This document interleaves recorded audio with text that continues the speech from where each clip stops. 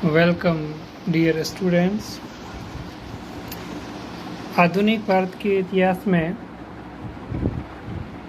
जब east India company ने भारत के विभिन्न राजाओं के साथ में युद्ध और संधियों की नीतियां अपना करके जब बहुत बड़े क्षेत्र पर अधिकार कर लिया, उसके बाद में कंपनी ने प्रशासन किस प्रकार से संभाला और उस प्रशासन में राजस्व संबंधी मामलों को किस प्रकार से देखा गया और भूमि से संबंधित जो प्रावधान किए गए वो बहुत ही महत्वपूर्ण थे, क्योंकि अंग्रेज़ों का या खास करके ईस्ट इंडिया कंपनी का भारत में उद्देश्य था अधिकतम धन कमाना, और उन्होंने इस भूमि व्यवस्था से भी अधिकतम मात्रा में धन प्राप्त करने का प्रयास किया। आज की इस वीडियो में हम ये देखेंगे कि सबसे पहले जब बंगाल में अंग्रेज़ों ने प्लासी और बक्सर की लड़ाइयों के बाद में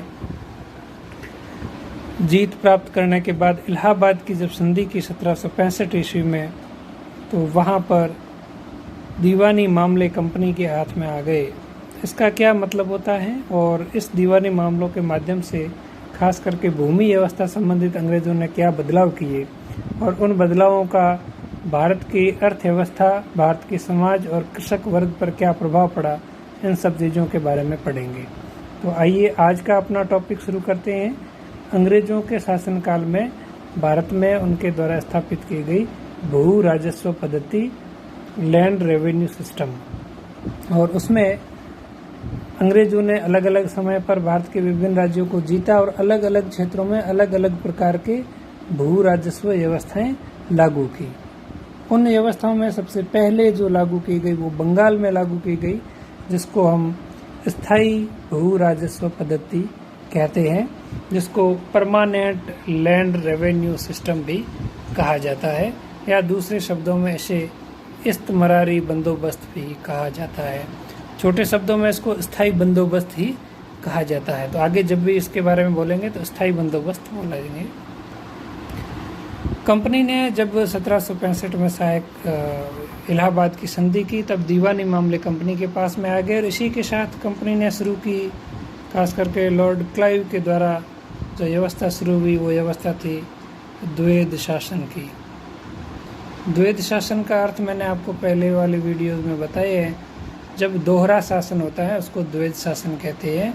इलाहाबाद की संधि के माध्यम से कंपनी ने दीवानी मामले अपने हाथ में ले लिए, लेकिन फौजदारी मामले अभी भी राजा के पास में थे। तो इस प्रकार से एक ही राज्य में दो अलग अलग सरकारें होगी, इसी को द्वैध शासन कहते हैं। और उस द्वैध शासन में किसानों से बहुत अधिक मात्रा में भू राजस्व वसूल किया गया, और कंपनी के पास में चूँकि दीवानी मामले थे, उसमें राजस्व संबंधित भी मामले थे, तो कर इकट्ठा करने का काम कंपनी के पास में था, इसलिए कंपनी ने अधिक मात्रा में कर इकट्ठा करने की कोशिश की। और इस द्वैध शासन जो लगभग 7 वर्ष तक चला, 1765 से 1772 तक, उस व्यवस्था के दौरान बंगाल में कृषकों की स्थिति बहुत ही बुरी हो गई। जब लॉर्ड हेस्टिंग्स जब गवर्नर बनकर के आया बंगाल का, तो उस हेस्टिंग्स ने जो ये द्वैध शासन था उस प्रणाली को ख़त्म कर लिया और उसके स्थान पर उसने भू राजस्व की ठेकेदारी पद्धति को लागू किया। उसको उस समय इजारेदार पद्धति कहा जाता था। तो इजारेदार पद्धति लागू की, इसका मतलब ये था कि कर वसूल करने का अधिकार ठेके पर दे दिया जाए। एक कर की एक निर्धारित रकम तय कर ली जाती थी कि इतनी रकम जो भी देगा उसको कर वसूल करने का ठेका मिलता। तो इस प्रकार से दोहरी शासन व्यवस्था या द्वैध शासन और इस ठेकेदारी इजारेदारी की प्रथा से भी भारत के किसानों पर बहुत ही बुरा असर पड़ा, लेकिन अंग्रेज़ों के पास में रेवेन्यू या राजस्व काफ़ी मात्रा में आया। लेकिन अब भी अंग्रेज़ों को यह स्पष्ट नहीं था कि अगले साल आय हमारी कितनी होगी। इसलिए भारत में जब लॉर्ड कॉर्नवालिस गवर्नर बनकर के आया, तो उसने अपनी कंपनी की आय के आंकड़े सुनिश्चित करने के लिए भू राजस्व संबंधी नीतियों में बड़े बदलाव करने का सोचा। और उस सिद्धांत के अंतर्गत लॉर्ड कॉर्नवालिस ने दो चीज़ें तय करने का निश्चय किया। पहला कि भूमि पर जो अधिकार होगा वो किसका होगा, ठीक है, तो इसको कहते हैं स्वामित्व की अवधारणा। तो पहला चीज़ था कि भूमि पर स्वामित्व किसका रहेगा।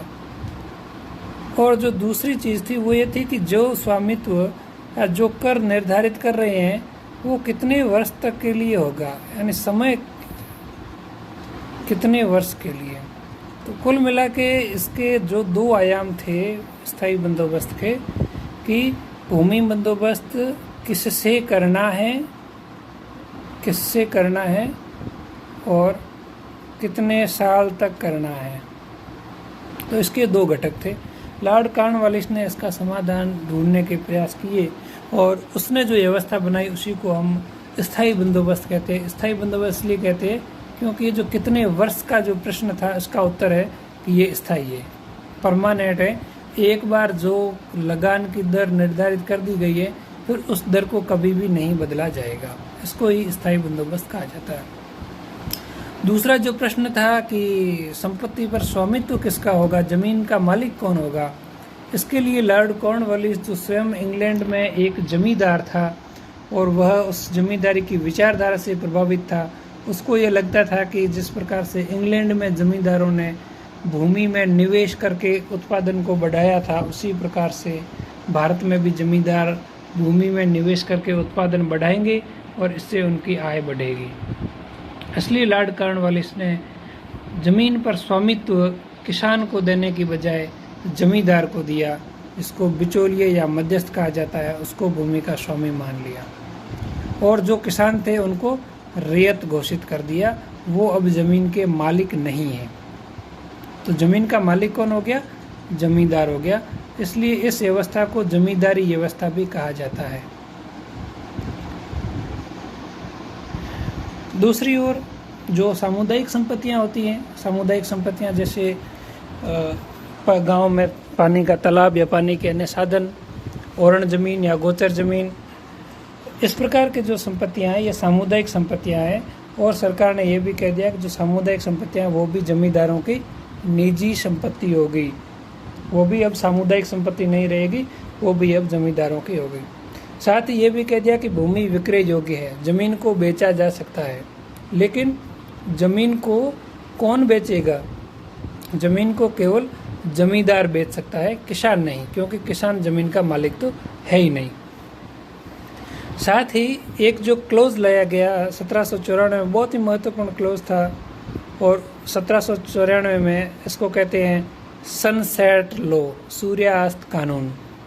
सनसेट लॉ क्या था, कॉर्नवालिस ने जब ये प्रथा लागू की तो ये कहा कि जमींदारों को एक साल में निश्चित लगान चुकाना है, और यदि कोई जमींदार लगान चुकाने से विफल रहे तब क्या किया जाए। तो उसने इसका समाधान निकालते हुए कहा कि जैसे ही निर्धारित तिथि को, जो डेट फिक्स की हुई है कि उस तारीख तक सबको राजस्व चुकाना है, वो निर्धारित तिथि जैसे ही खत्म हो जाती है और यदि उस दिन का सूर्य अस्त हो जाता है और फिर भी कोई जमींदार यदि कर नहीं चुकाता है तो जिला कलेक्टर के पास यह पावर है कि वह उस जमींदारी की नीलामी कर दे। इसी को सनसेट लॉ या सूर्यास्त कानून कहा जाता है। इस कानून के बहुत दीर्घकालीन प्रभाव हुए और अगले कुछ ही सालों में जमींदारों की ज़मीन है वो नियमित रूप से नीलाम होने लगी। इसके दुष्परिणाम हुए, आगे बताऊंगा कि किस प्रकार से इसका फ़ायदा कुछ लोगों ने उठाया इस प्रावधान का। और इसमें कुछ संशोधन करते हुए 1799 और 1812 में कुछ और रेगुलेशन लाए, जिसमें यह प्रावधान किया गया कि यदि एक निश्चित तिथि को किसान जमींदारों को भू राजस्व अदा नहीं करता है तो जमींदार उसकी चल और अचल दोनों प्रकार की संपत्ति अधिग्रहण कर सकता है।